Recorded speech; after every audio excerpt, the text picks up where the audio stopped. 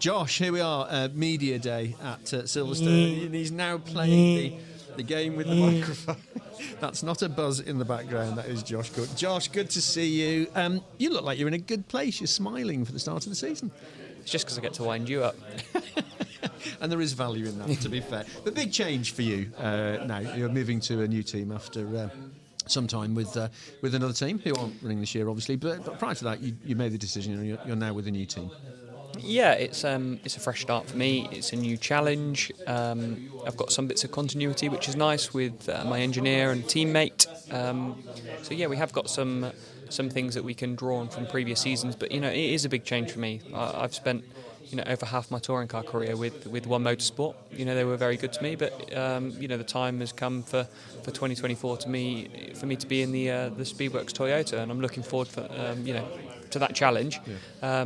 But the goal is very much the same, which is to win the overall championship. Absolutely. There were frustrations for you, which we spoke about last season, and I suspect many people would have expected you to move at some point, because you've always been in that group of drivers talked about as a potential champion, and that must have been in the back of your mind. Look, whatever I need to do to try and win this championship and that's exactly why I'm here. So I had a really good few years with One Motorsport. Yes, it was challenging last year. It was for everybody in the team. But for me, I can just concentrate on the here and now. This season, I'm in a new car. Like I say, it's going to be a big challenge. I've got new teammates as well with Rob Huff and Andrew Watson, both very accomplished drivers if you look at their CV. So, I need to prove myself against them, first and foremost, but we're here to fight for the championship. So what have you made of the Toyota so far? I've had some, limited running in it. Obviously they built a fourth car for this year. That was my one. Getting everything together is obviously been a challenge. So I've had a few laps in it, but it's very different. Some stuff carries over, which is really good. But we still have to get the car into a window where I'm comfortable with it. But the initial signs are promising. Looking forward to hopefully getting some more laps under my belt tomorrow. But I think we're in a good place. Is it very different from the car that was run last season, which Ricky and Rory Butcher ran and did reasonably well with? The team have done some developments, and of course they all have to be proven on circuit. So. Yeah, I mean, obviously I don't know. I never drove the car in the previous form, if you like, but there's been some upgrades, both powertrain and bodywork. Of course, some of the suspension and setup stuff we're sort of learning, and we have their previous data. I know what I know from my previous years, so you just never know. Even the game always moves on every year, so we need to really concentrate on extracting the absolute maximum performance out of the package that we've got, and I need to do the best job I can do in the car. Talking of things moving on, some changes for this year, qualifying, the tyre option choices, and of course the enhanced boost through the hybrid. What have you made of those so far? I mean, you must be discussing how strategies might change for qualifying and racing. Yeah, we've had a few discussions. You have to try and play the game ultimately, but it's difficult enough. You can't really plan ahead and go, right, okay, well, we're going to sacrifice this race and we're going to try and get points in this race, and it doesn't work like that. You have to score points when you can. You never know if you're going to be quick or not because the grid's so close. Of course, we don't know what these new changes are going to do in terms of actual lap time, but you can be sure that there's going to be a lot more movement up and down the grid between races. So I think all we can do again is just optimise everything that we've got, optimise the powertrain, optimise the chassis, me work as hard as I can to make sure that I do the best job I can do behind the wheel, and then we're just going to have to see where we end up. It certainly feels like it suggests that there may be more of the grid winning this year, which means that for everybody else, consistency is going to be the thing that makes the difference. Yeah, I actually think for us consistency in the past few years has been really good. Just sometimes it's been consistently lower than we wanted.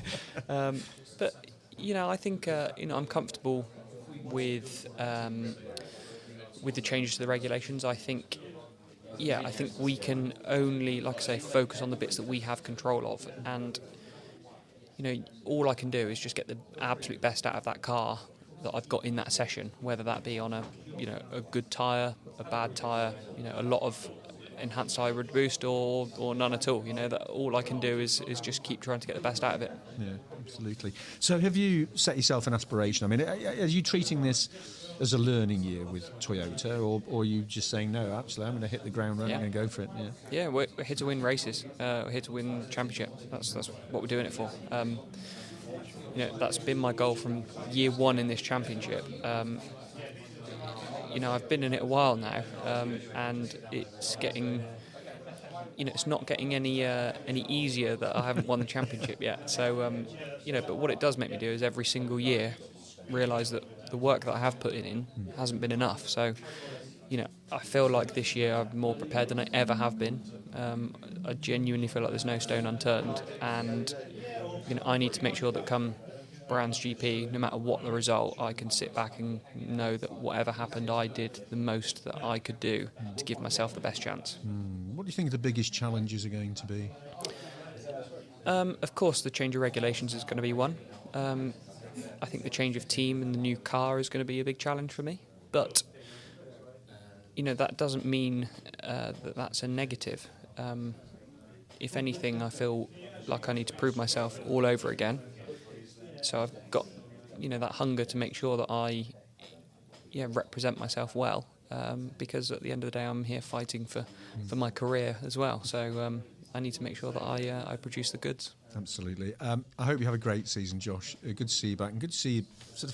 I sense you're feeling positive about this year, which is really good to see. And it's a purely selfish reason I say that, because it makes it easier to talk to you after qualifying and after races if you're in a good place. Don't worry, I'll find a way to make it more difficult for you. So have a great season. Just before we finish, as you know, I like to have a couple of curveball questions at the end on these days. I've got 5 in front of me, numbered 1 to 5. Okay. You need to choose 2 numbers. Okay. I will have number 1. Number 1 is, when you're filling in forms, what do you put down as your occupation? That is a good question. I don't fill in forms. when your people fill in forms for you. Do you put down racing driver? Well, no, I don't. I don't. This is going to be... How have you made this so boring now? So a lot of us as drivers, as racing drivers, put it through limited companies. So I put director down because I'm a director of my own limited company.